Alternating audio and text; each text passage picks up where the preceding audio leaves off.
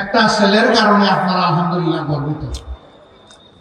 এই ক্রিকেট বিশ্বে আপনাদেরকে আলোকিত করেছে, বাংলাদেশকে আলোকিত করেছে মুস্তাফিজ, তাই না?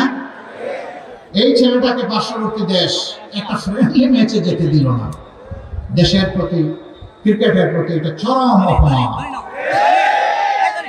বাংলাদেশের ক্রিকেট বোর্ড এরকম বিব্রতকর পরিস্থিতি ভারতে গিয়ে আবার টি-20 খেলার সিদ্ধান্ত প্রত্যাহার করেছে।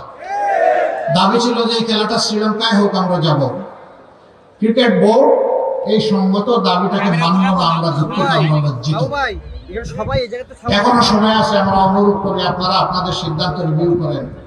এরকম দুনিয়ার বহু দেশে ইতিহাস আছে, বিশ্বকাপ হয়েছে, কোনো একটা দল ইনসিকিউর অথবা ইনসাল্ট ফিল করেছে, সে বলেছে আমরা ওই দেশে গিয়ে খেলবো না, পার্শ্ববর্তী দেশের ভেন্যুতে আমরা খেলবো। সেই দেশ নির্ধারণ করা হয়েছে। যদি অন্যদের জন্য তাই করা হয়, বাংলাদেশের জন্য কেন করা হবে না?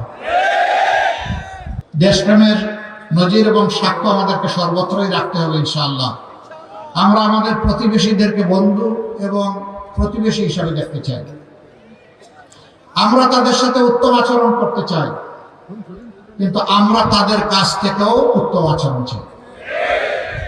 আমাদের কথা সাফ, আমরা ন্যায়সম্মত পন্থায় কারো কোনো ক্ষতি না করেই তাদের সাথে উত্তম সম্পর্ক আমরা রাখতে চাই, আমরা উত্তম বন্ধু হিসাবে রাখতে চাই।